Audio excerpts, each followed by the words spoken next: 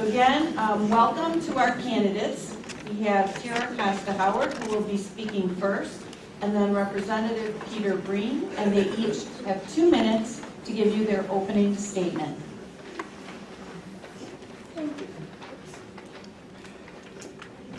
There we go. Thank you. Good evening, everyone. I want to thank you all for being here tonight. To be honest with you, this was a bit of a tough day for me as I was listening to the hearings, and I'm sure it was a tough day for many of you out there. I'm the mother of 3 daughters. I've served this community for 21 years that I've lived here. I've served as a school board member in District 41. I have served the DuPage County court system as a senior assistant public defender and also as a court-appointed guardian ad litem. The judges of DuPage County appoint me frequently on these cases. My husband and I also own a small business here. Our lives are here. I grew up in DuPage County and here and not too far in Addison. And I'm proud to live here in DuPage County and Glen Ellyn. I believe that I represent the values of the people in our community. I've been knocking doors for over a year, and I listen to what they have to say, and I listen to what they want and need us to do in Springfield. And so I'm proud to be a mom of 3 daughters and a small business owner and a lawyer. And I'm also proud of the community that I live in and the work and the service that I've provided to you. And I would like to bring that down to Springfield with me. Thank you. Thank you. My name is Peter Breen. I've been your state representative for almost 4 years. When I started this journey a little over 4 years ago, it was about 5 years, I went to Springfield probably a little bit naive. What I saw was a state that I kept seeing my friends and family, my neighbors, leaving, making plans to leave. And today we still have that issue. That was something I wanted to fix.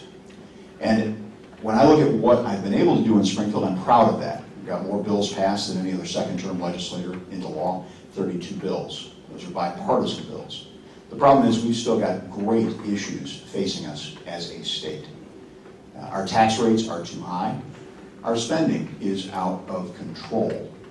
And the corruption tax, that's the extra tax we pay for living in Illinois under the rule of Mike Madigan.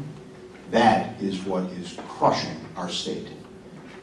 I told folks, we just put my brother-in-law, my wife's little brother, he and his wife and their little 2-year-old, little toddler, little girl, Lucia, put them in a U-Haul and they left.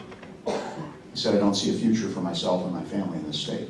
And that was, it was crushing. It's always crushing anytime I lose a resident of my district. But to have my own brother-in-law go, and our little 2-year-old Matthew, that was his little playmate, Lucia. And so that to me is what I'm trying to turn around in Springfield. And that is something when we look at the reign of Mr. Madigan, he's got to go.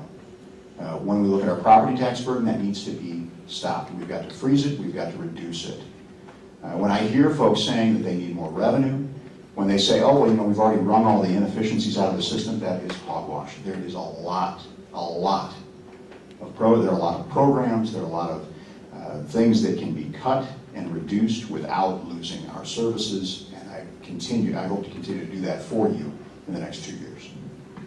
Okay, now we'll alternate with questions. So we'll start with Peter.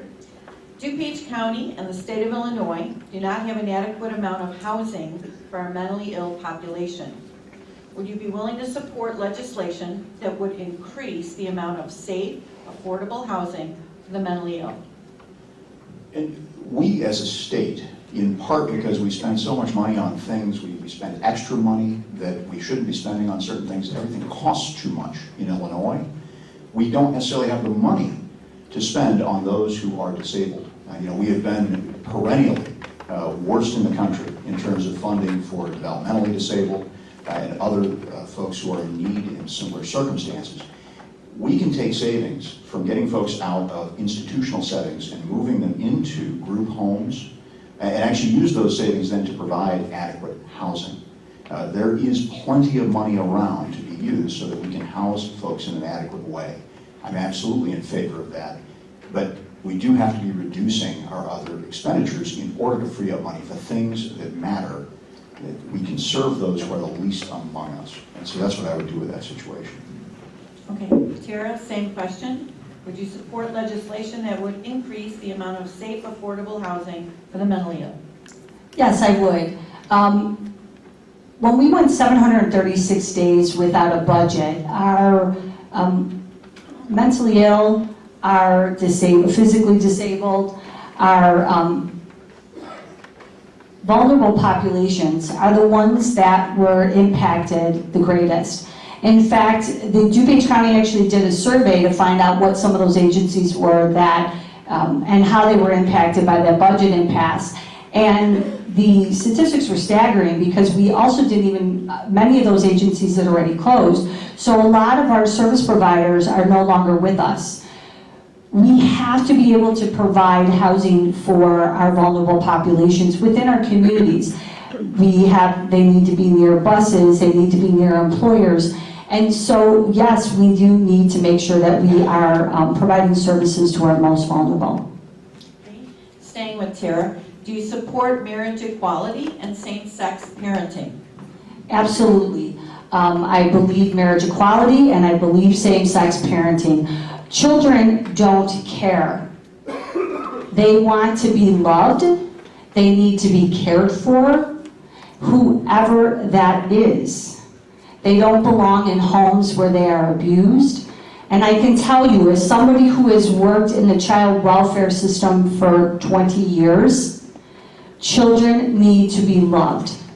Our agencies are overworked, and they are understaffed, and they are always looking for good homes. Trust me when I tell you that I have worked with families who are abusive.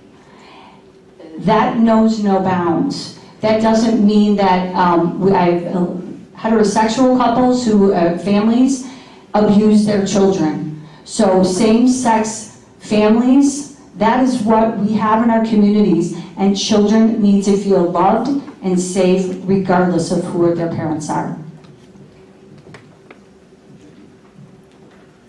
You know, the issue of same-sex marriage, the issue of gay adoptions, I know that's been in the news lately, but it is something that for us in the state of Illinois, even before the Supreme Court acted, we had already changed the laws. You know, that was a vigorous debate at the time, but it is not a debate that folks are having today in the Illinois General Assembly. I think this issue that somehow we would put children in abusive homes first, that is obviously a red herring. We put children only in safe homes. It doesn't matter who the parents are. And as a matter of civil law and civil government, there's really nothing more that we're doing on this front. And so that's, you know, I don't know. I know some folks want to continue to make this an issue. The problem is it was really resolved about 4 or 5 years ago. So that's really how I would see it from the point of the Illinois government. Okay.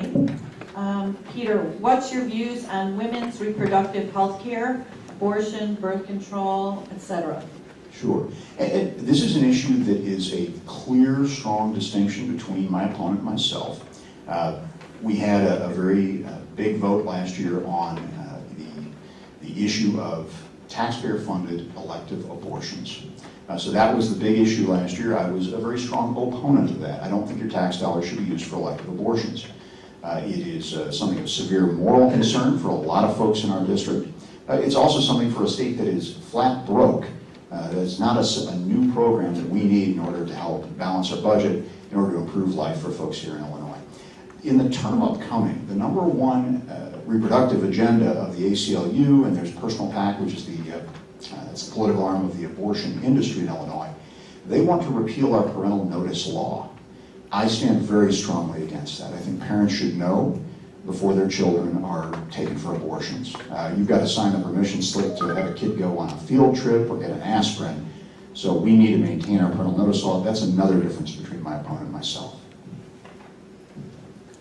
As you know, I believe that it is a woman's right to make her reproductive health care decisions with her doctors. No questions. I stand by that, and that is what the law is. That is what the law needs to stay, and House Bill 40 protects our rights to make those reproductive health care choices between us and our doctors.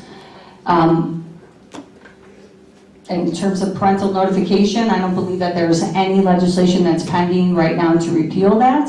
I'm not sure why my opponent wants to say that that's a distinction between us, but I do believe that the law is what the law is. We'll see if there's some new piece of legislation that comes forward.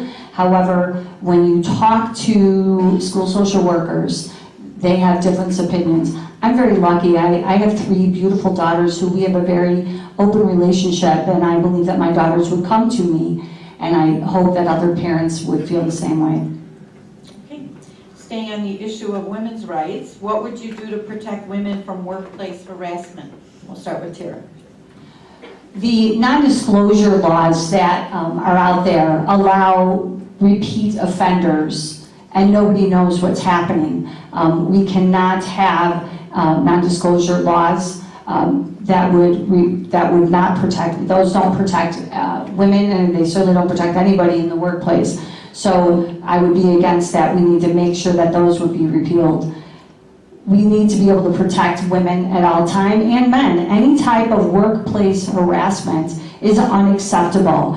In my campaign office, we have signs that make sure that if anybody feels that they are being harassed in any way, that they know exactly who to call, and more importantly, they come and they talk to me about it, and they talk to, we have places to call in. The Anti-Harassment Commission was just completed, and I think that video is posted, and the suggestions are also available. Okay. Peter, same question. Sure, and this is something, it is a duty of everyone in society. We've got to end the culture where it is even permissible by anyone to do this, so that it is the sort of thing where if someone witnesses it, they immediately report it. So you've got to really kind of do those two things. And we've seen this where we've got this kind of stigma in terms of where folks don't feel that they can report this sort of abuse and harassment in a swift manner, that they have avenues to do that. We in the General Assembly voted for protections for folks who work for the General Assembly. I will say there were additional protections that had been put forward by our members on the Republican side. Those were not allowed to come to the floor by Speaker Madigan. So I look at it again, and I look at the statements of folks like a Democratic candidate, Ann Stala Murray, who talked about how Speaker Madigan has really been part of the abuse problem. And so, look, I mean, Springfield is run like a frat house, and we've got to stop that culture, and that really goes to the feet of the Speaker. Okay.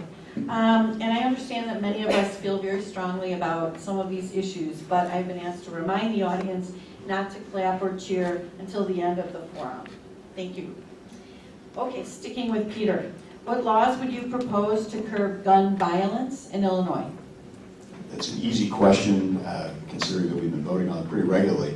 My colleague, Senator Chris Nivo, had referred to this earlier. We have now, in law, something called Firearms Restraining Order. It will be effective, I believe, on January 1st. That was something that had been in the hopper. It came over from the Senate to the House, but it was in a form where pretty much no one liked it. Law enforcement was vigorously against it. Folks who were on all sides of the gun debate were against it. And so I sat down with Representative Kathy Willis from Addison, and I was able to work with her and our top staffers. So we got the best staffers on both sides, and we just went after it for week after week after week, and we were able to put together a bill that at the end of the day, folks on all sides of the issue were able to come together and be in agreement. I supported a number of other pieces of legislation in terms of certifying gun dealers to make sure that we stop the flow of illegal guns, banning bump stocks, and I'm the only candidate in the race that was endorsed by the Gun Violence Prevention PAC and by the Giffords organization, founded by Gabby Giffords, who was shot, Congressman from Arizona, who was shot. Thank you. Reducing gun violence in our communities starts with gun ownership. Let's call it like it is. I find it a bit disheartening that my opponent here is going to talk about his great votes on guns given the fact that he, 3 days after Parkland, failed to vote to raise the age from 18 to 21 on the assault rifles. So I struggle with that. In terms of the gun dealer licensing bill, Representative Breen, you and Representative Durkin are the only two Republicans who voted for that bill that you knew the governor was going to veto, and everyone in this room knows that even though it passed, the governor did veto that piece of legislation. So that was a nice political vote during a time when you were running against a candidate who has a Moms Demand Action gun sense candidate distinction, which I have received since before the primary. I tout it, I am proud of it, and I wear it loud and proud, because keeping our children safe is everyone's #1 priority. Are you in favor of legalizing recreational marijuana? I'll be honest with you, I'm not sure how I feel about that. I've attended many forums and seminars about it, and while I do support medical use, and in fact I actually believe we need to expand it, I've had the opportunity when I knock door to door to actually ask people about this. And so if elected, I will have open forums and I will seek the input of this district. Being a legislator is about listening, and that is what our role is. So to actually have opportunities to meet with and talk to our residents, that's what will help me decide this. But as I said, I have attended forums. I find it to be something that we definitely need to explore. And I do know that in terms of medical, we absolutely do need to expand it. Peter? Thank you. There are a couple different themes running through that debate over recreational marijuana. Number one is that I don't think any of us want to be putting folks who are in possession of small amounts of marijuana in jail. It's just not productive. And so that's number one. Number two, though, is the law enforcement community in Illinois is united against full-on legalization with commercialization and taxing. Their concerns really need to be addressed. So I want to see all of that together. There are various ways of doing this. I don't want to see a commercialization and taxation where you actually then increase the usage of marijuana. And so, looking at all of that together, that's really where I'm going. On medical marijuana, I had a situation where one of our constituents, he's passed on, gone to the Lord. He was a pastor, actually. He had a terrible illness, and he just had the worst time getting a temporary medical card. And that's just outrageous. This man was dying, he's now deceased, and so we've got to fix that flaw in our system. Okay, I think this is a really interesting question. And we'll start with Peter. What was your biggest failure, and it doesn't appear to be limited to politics, but what was your biggest failure and what did you learn from it? I have to tell you that that is a loaded question in terms of failures. You fail at a lot of things. So over the years, it's a good question. I'm not exactly sure about failure. So you lose sometimes, but you always try to learn from it. I don't know. I guess. I'm a very optimistic person at heart, and so I don't really necessarily focus on the failures. And so really finding the biggest failure, it's kind of tough. I would say I wish I could have done more to fix the state of Illinois in these 4 years. It has been extremely difficult, and that's, I don't know, it's not necessarily a failure, but it is something that we work on constantly in trying to turn the state around and get things moving forward. Again, that's not a great answer, and it's a great question, but it's one that might need more than a minute's time and maybe a little more thought. So, thank you. Terra? So my first year of law school was rough. My first semester I had a class that I did not get a very good grade on the final, and thus the class. And I was devastated. I had something personal going on in my life at that time, and it was a class that I had loved and excelled at all semester. My teacher, my colleagues in my classes were seeking, a discussion group with me on it, and I bombed the final. And it made me stop and realize that you can't lose focus. My goal was to become a lawyer. that class and that grade were a stumbling block, and I never let that happen again. So you cannot lose focus, and you have to keep working to achieve what is your ultimate goal. Okay.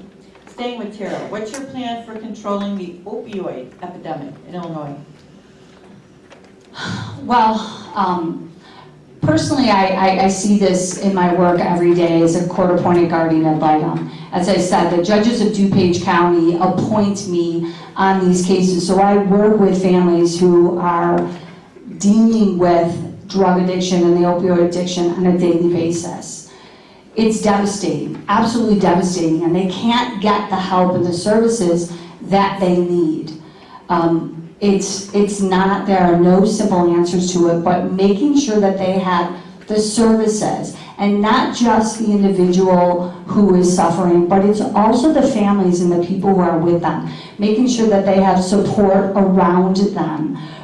As I said before, in DuPage County, we had these great programs, but when we go 2.5 years without a state budget, those are the programs that are affected first. This is a multifaceted issue. The opioid crisis has hit our communities in ways that none of us expected. And you've got issues that we've been trying to deal with in the legislature, providing alternatives. So other alternative substances, including medical marijuana, we've been able to put that through to be able to have that as an alternative for folks for whom it is appropriate. When you're looking at workers' compensation, which is a place where some folks you have some issues there, folks get addicted because they're getting overprescribed. So we've been trying to rein that in, but some of that has been wrapped up in the workers' compensation debates. It really needs to be separated from that and really addressed very specifically.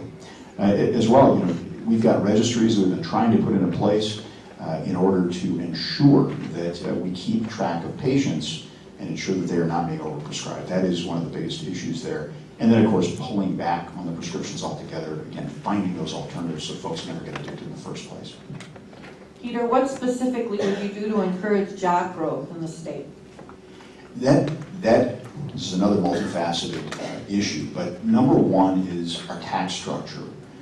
We are taxing everyone out of our state. The property taxes are bad enough on us, who are homeowners. The businesses have to pay that too, and that gets built into their cost to employ folks, and so they can't employ as many people, their margins are tighter, and you see these businesses then all moving to states like Indiana or any others around us that have lower property tax burdens. Number two is the spending. Because we don't balance our budget, even this past year, it was closer to balance, but it wasn't balanced. You've got to rein that in because you're not giving business creators any confidence in the future. We've got to give folks confidence and hope, and the way you do that is you really rein that whole structure in. Number three is the corruption. But we have got to stop this culture of corruption. We've got a guy in charge who's been in charge longer than most of us, or most Illinoisans have been alive. Madigan has to go, and everyone who's running for state rep should sign the No Madigan Pledge, which I have, my opponent hasn't, and that will go a long way to helping business owners come here and stay here. Well, first of all, I've never seen the No Madigan Pledge that you've allegedly signed. That hasn't been anything that's ever been presented to me. As terms of job growth in our community, I'm a small business owner. My husband and I own a company. We have employees. We make sure that they have quality health care. We make sure that they have retirement opportunities to save for their retirements. That's what it means to be a small business owner, is to also be able to grow your company and continue to employ individuals. As part of that, though, we also need to be working in partnership. We have programs like FIJA that was passed this year, Future Energy's Job Act. That's an opportunity for us to partner with the environmental communities to make sure that we are doing things that are needed within our communities, such as solar panels, and bringing green energy to our communities. We have to evolve as a community, and that's how we continue to bring in new jobs. Terra, do you support term limits for the Illinois House and Senate? I do. In fact, I have very publicly stated numerous times that I've made 3 pledges in this campaign. 1, I will not be taking a pension or health care. I already have those with our company, so I don't need to take that from the state. 2, I have told my family, I have made this pledge to my daughters and to my husband, that I will not serve more than 8 years in the House of Representatives. That's the amount of time that I served on the Glen Ellyn 41 school board. I believe that that was appropriate, despite the fact that my community and my colleagues wanted me to seek a 3rd term. I didn't, because I thought that it was time for new voices and fresh perspectives to come to our community, to that board, and that's exactly what they did. I also can pledge, my 3rd pledge was that I'm going to continue to knock doors. I've been knocking doors for over a year now, and I will continue to knock those doors, because that's how we find out what people in our community, how they think and how they feel and what they're looking for. Peter, what's your position on term limits? Sure, I've actually signed the People's Pledge, which was a dual pledge, both for an 8-year term limit, which I would want to be retroactive, so people like Mr. Madigan will not be able to serve again, and also would be a no Madigan pledge. So that was what I had signed. So that's really something that, frankly, if the founders of the country had really had one thing, if they could see ahead 200 plus years, I think they would have put term limits in the U.S. Constitution. I think that, I don't know that there'd be too much of a dispute there. On the other issues, we're talking about knocking doors and talking to folks. People are talking about Madigan, they're talking about property taxes at the door. When you listen, not put words in their mouth, but listen. And you've got a clear distinction here in this race, where in 8 years on a school board, you've got someone that raised property taxes every year. 67% ahead of the rate of inflation. And you've got someone like me who froze property taxes in the village of Lombard, reduced spending, and actually got rid of the village vehicle sticker, which is probably our most hated fee. Thanks. Peter, what, if any, steps should Illinois take to reform immigration policies? That's an interesting one. Certainly the Congress needs to act. I mean, it needed to act 20 years ago. So I would say that is a #1 congressional issue. From our perspective on the state level, we get impacted because of the fact we don't know who's here legally, not legally. That does impact our ability to get federal reimbursement. We actually have to distinguish between folks who are here legally and here illegally, because we can't get reimbursement for these folks for many of the services we provide. And so that does cost us money, and it's extra cost even then. We have to distinguish between folks because the federal government hasn't done its job to help us to make that delineation. So to me, the sort of things we need to do are really more supportive for the federal government and figuring out how we can make sure that we are getting reimbursed appropriately for the folks who happen to have reside in our state, even though they may be in the country illegally. Like Peter said, a lot of this is a federal government issue. They need to reform a proper pathway to citizenship. However, we do have people here in our country who are not here legally that still require protection. I'm sorry, I have had the honor and privilege to work with families who are here, and these are children that we often talk about as if they are not. And they need to be protected. The federal government needs to pass proper immigration reform, and we in the state of Illinois need to support it. However, we also have a moral obligation to protect the people and children who are here within our country. Do you have a plan for criminal justice reform?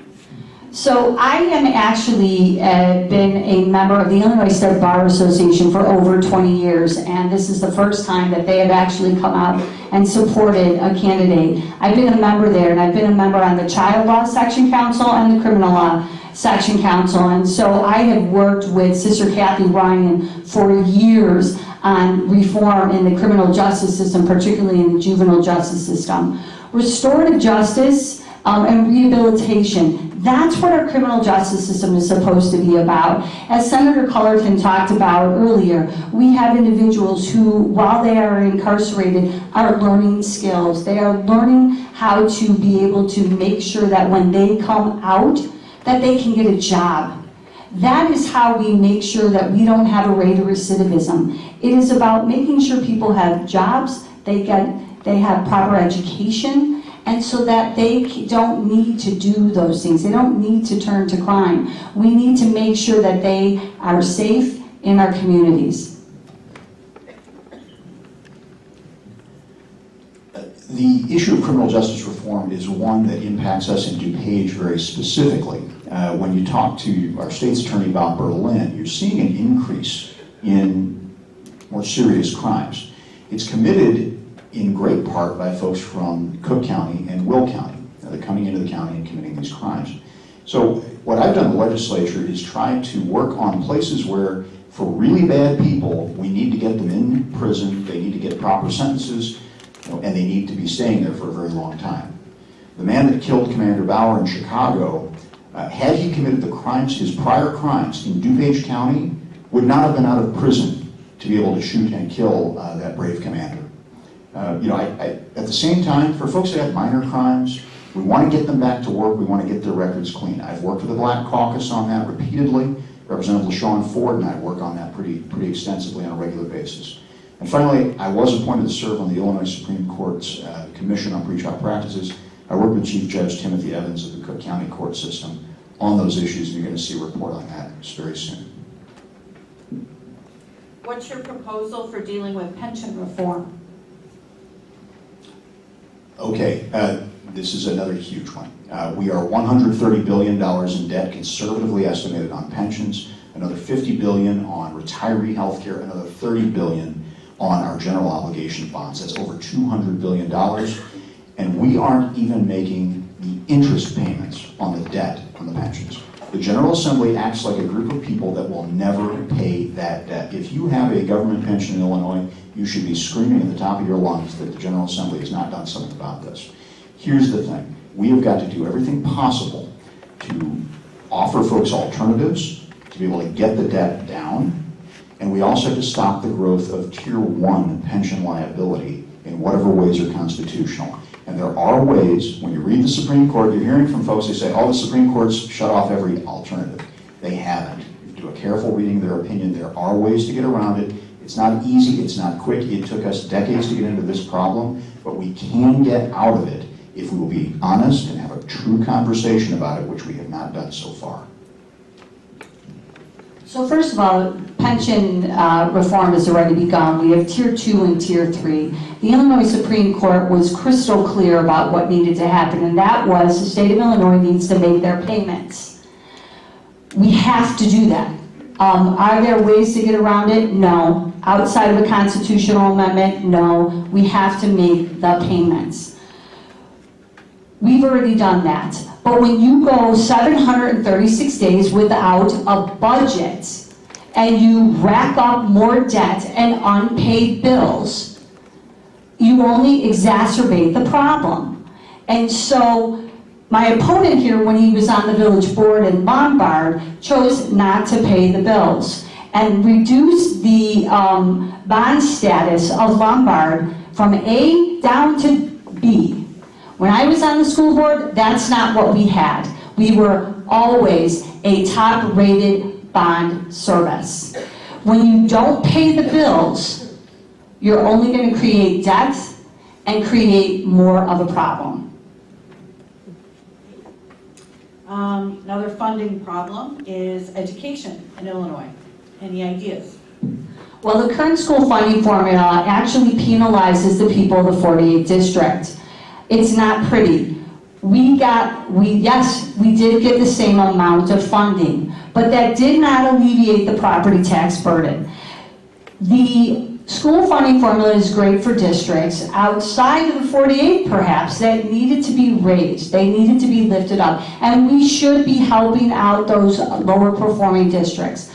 But those of us in the 48, we live here, we moved here because of these excellent schools. And we are essentially penalized for that. There is no property tax relief burden with the new school funding formula. Not to mention, it was fiscally irresponsible because we have $350 million that we're supposed to contribute to that fund every year. We didn't have the first $350 million. Where are we going to get the next? It was fiscally irresponsible. The school funding issues, there were two bills up in front of us in the Illinois General Assembly most recently. There was one that had just the formula, and then there was a second bill that had the formula, but also had mandate relief for our local schools, expedited mandate relief, which is the number one thing superintendents tell me when they come visit. They say, hey, get Springfield off my back, let me run my school. As well, there was a tax relief proponent, and an actual tax relief component. You're seeing that now being played out in Lyle, which is part of our district. Lyle, I had written this down before we came in because I thought this question would come up. Their property values over the last 10 years are down 13%. Their tax levy for the schools are up 18%. Since 2000, their number of students has gone down 20%. And yet at the same time, their spending per student were from $10,000 up to over $20,000. We've got ways to deal with this. I had a bill to actually roll back administrative costs. Our administrative costs in Illinois for our grade schools and our high schools double the national average. We get those back in line, we can actually properly lower costs and give you some property tax relief. Are you in favor of the progressive income tax? I am not in favor of any more money going to Springfield, period, end of sentence. And the progressive income tax hike is something that, and it's being proposed by Mr. Pritzker, who is the Democratic nominee. They've kept a running total. The Democratic commentator, Rich Miller in Springfield, Mr. Pritzker wants to spend $9 billion more. The rule of thumb in Springfield, every $1 billion is a quarter point on your income tax, on the flat tax. So imagine having a flat tax of 7%. Try to come up with a graduated income tax rate that would in any way not just absolutely devastate the people of the 48th district. We've got really the three largest towns, Lombard with an average income of about 75,000 household, Glen Ellyn at 130, Wheaton at about 100. Everyone in all of these communities is getting hit hard if those taxes go up, and all that does is drives more people out of our state. We can't have that. So absolutely, I am absolutely against any new tax fee, anything that will put more money in the General Assembly's hands, because you can't trust us with that money. We need complete and utter tax reform in the state of Illinois. We tax, it's ridiculous. I do not support a graduated income tax if that means our property taxes continue to go up. We have to have all around tax relief. We are tax fatigued actually here in the state of Illinois because we're not finding new revenue sources, which is what we need. We have to have new revenue sources here in the state of Illinois and not just based on our income or property taxes. Terra, what's your position on fair mapping and who should be in charge? Well, politicians have to stay out of it. The funny thing is the 48th district is probably one of the least gerrymandered districts around, although we don't have any one town. But we need to get the politicians out of it. There is computer software that can do this. We can do this. It's not that hard. So there was a proposal to do fair mapping this last term, and it had a commission that was allegedly independent but didn't use objective criteria that really were getting at the heart of the problem. So I actually drafted my own and filed it. It had more co-sponsors on it than any other competing measure in the Illinois House. We do two things. You do compactness, so in other words, how tightly compact is it, and then the fewest number of towns being split up, so keep the communities together. That's the way you fix it. Now here's the problem.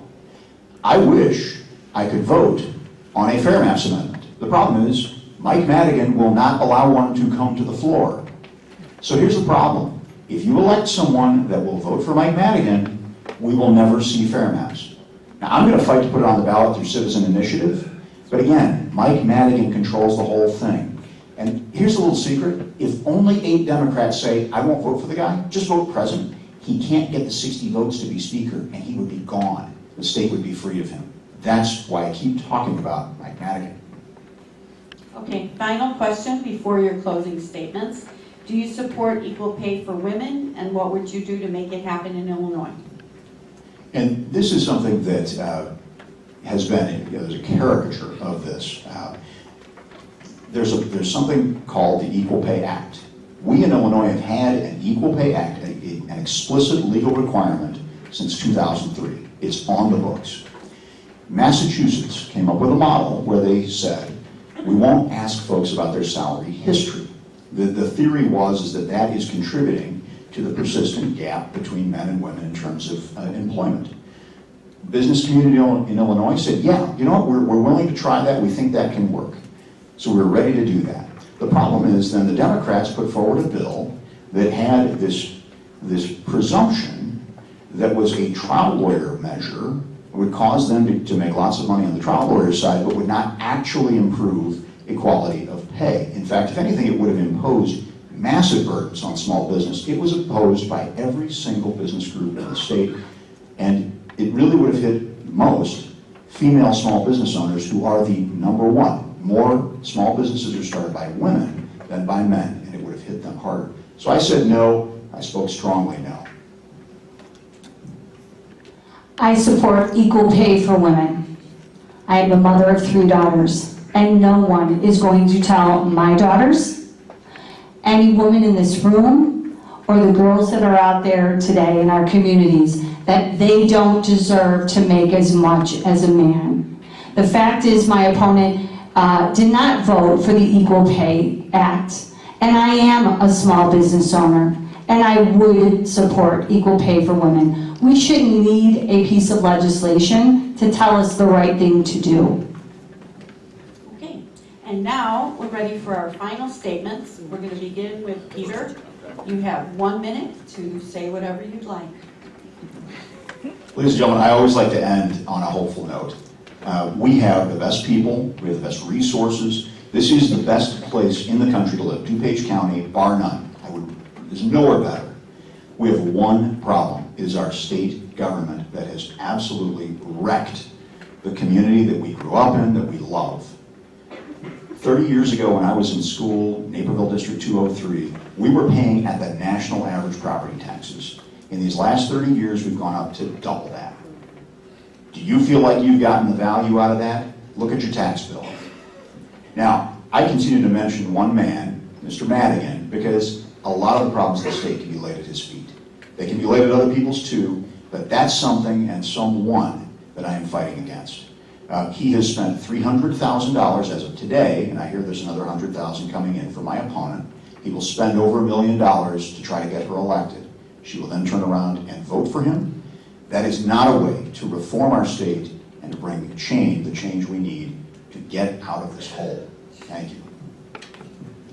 I want to thank everybody for being here again. And I think my opponent's closing statement says it all. Partisan politics in the state of Illinois needs to stop.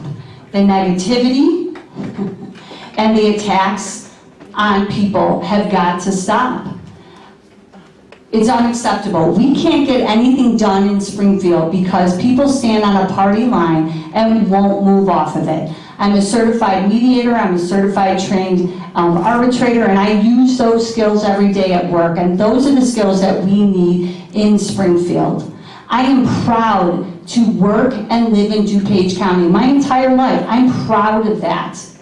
And I want to bring the voices of this community down to Springfield because they need somebody who is strong and independent, because that's what the judges in DuPage County call me when they appoint me on my cases, and that's what the people of this community have said about me every time they elect me to that school board. Thank you.